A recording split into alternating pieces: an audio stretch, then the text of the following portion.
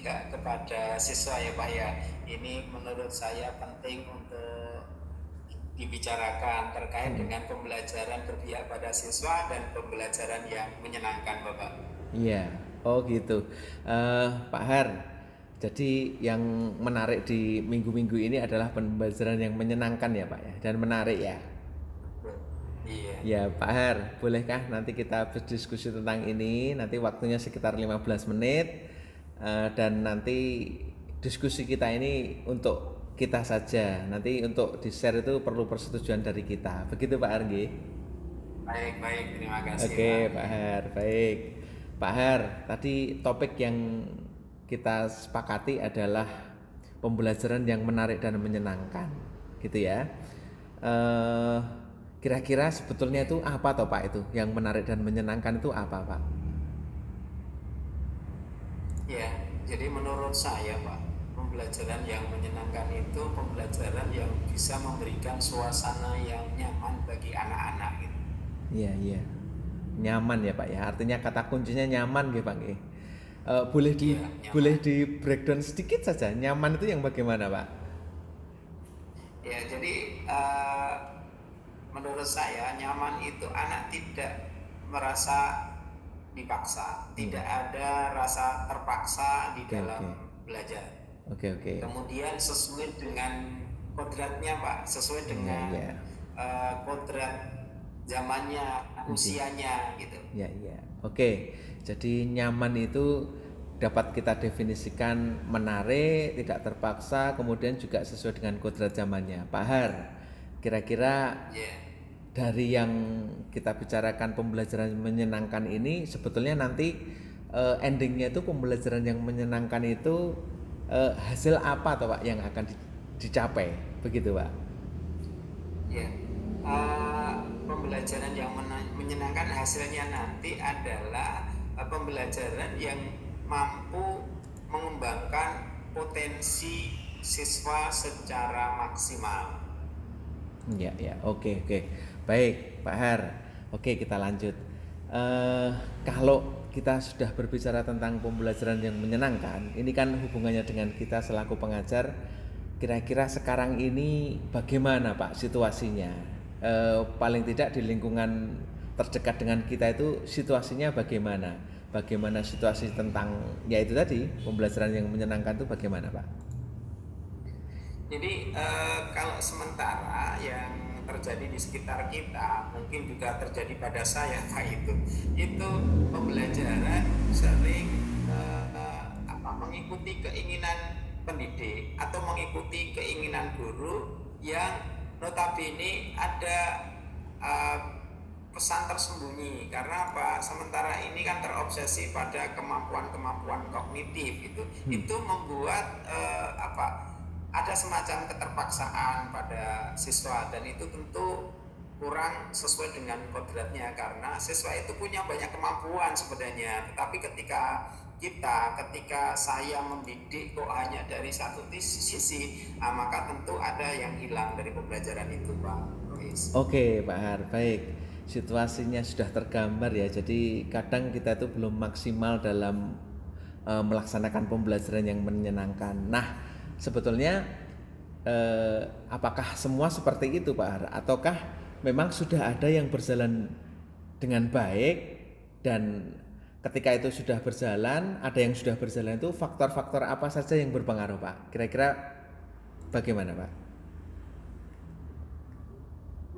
Iya, tidak semuanya Bapak, tetapi juga sudah ada yang melaksanakan dengan baik. Nah, faktornya apa? Pemahaman dari seorang guru terhadap konsep pembelajaran yang sesuai dengan kodrat anak ini akan menjadi sebuah dukungan, sebuah pembelajaran yang nanti bisa mengkondisikan pembelajaran itu secara menyenangkan. Karena tahu persis guru menguasai Iya. konsep pembelajaran yang transformasi yang dibutuhkan seperti apa. Oke, baik, oke Pak.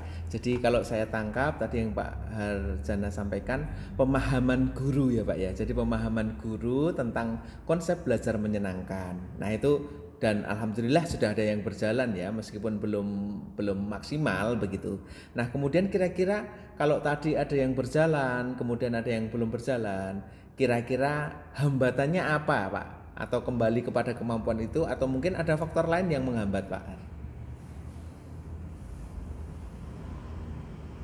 Halo, Pak Har? Halo?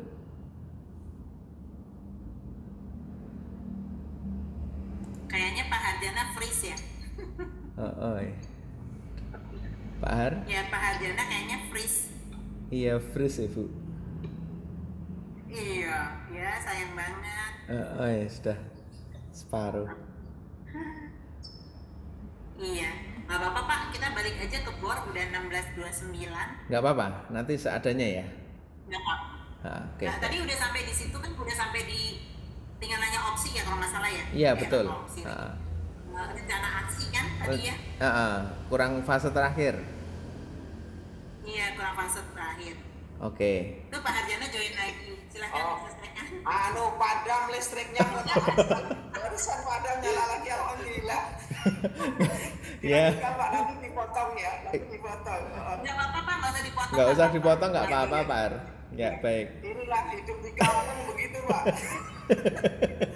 Oke, mohon maaf sekali, mohon dilanjut. Oke, sebentar saja ya, Pak ya.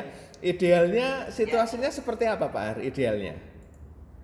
Ya, jadi begini Bapak, pembelajaran yang menyenangkan itu sesuai dengan kodratnya. Misalnya untuk perkembangan anak-anak usia SD itu akan seperti apa, kemudian pembelajaran untuk anak-anak SMP seperti apa. Bahwa menurut saya pembelajaran tidak harus di kelas Bapak, jadi dikemas dalam bentuk permainan sehingga materi pelajaran dapat, tapi siswa ini tetap riang gembira. Terutama di jam-jam siang itu perlu sekali pembelajaran dikemas sedemikian rupa sehingga menghindarkan kebosanan kepada anak, dan tidak hanya drill-drill saja, tapi bagaimana seorang guru bisa mengemas sebuah kelas itu menjadi kelas yang hidup, kelas yang menarik. Itu Pak.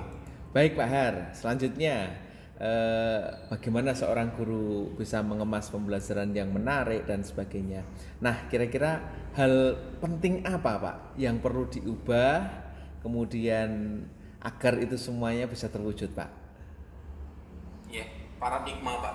Paradigma guru ini harus berubah, bahwa kita tidak boleh terobsesi pada kemampuan kognitif atau kecerdasan kognitif saja, tetapi bagaimana kita bisa menggali potensi yang ada di siswa sehingga anak ini akan tumbuh sesuai dengan kodratnya. Ini yang perlu kita sadari betul sesuai yang disampaikan oleh Pak Ki Hajar Dewantoro. Kita membimbing sesuai dengan kodratnya, maka anak akan merasa senang dan kita bisa memahami karakteristik anak yang beragam di dalam sebuah kelas. Kita fasilitasi itu sehingga nanti bisa tumbuh kembang sesuai dengan kodratnya. Ya. Itu Pak, saya rasa itu perlu dilakukan. Oke, sedikit Pak, kemudian bagaimana Pak kira-kira triknya untuk mengubah paradigma itu? Singkat saja Pak. Ya. Baik, kita tidak boleh terobsesi pada kepentingan khusus. Misalnya di Yogyakarta ada ASPD, bolehlah kita tetap mengikuti ASPD, tapi itu bukan sentral, tapi tetap kita kembangkan. Seperti yang tadi sempat saya sampaikan nih Pak Rois, bahwa Gartner itu mencetuskan 8 kecerdasan. Nah, kecerdasan itu kita optimalkan.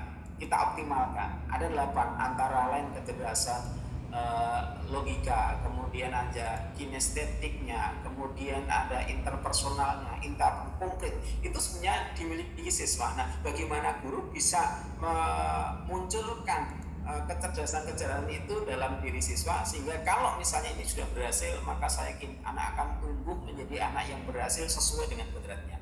Oke, baik. Jadi selain mengubah paradigma, kemudian kita juga mengajak ya Pak ya, guru-guru untuk memang kembali kepada tujuan dari filosofi pendidikan, begitu Pak Har, betul?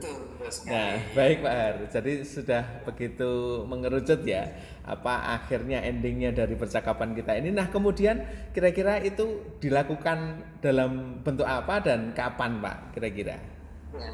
Untuk mulai dari diri sendiri, jelas tahun ajaran ini bisa kita mulai.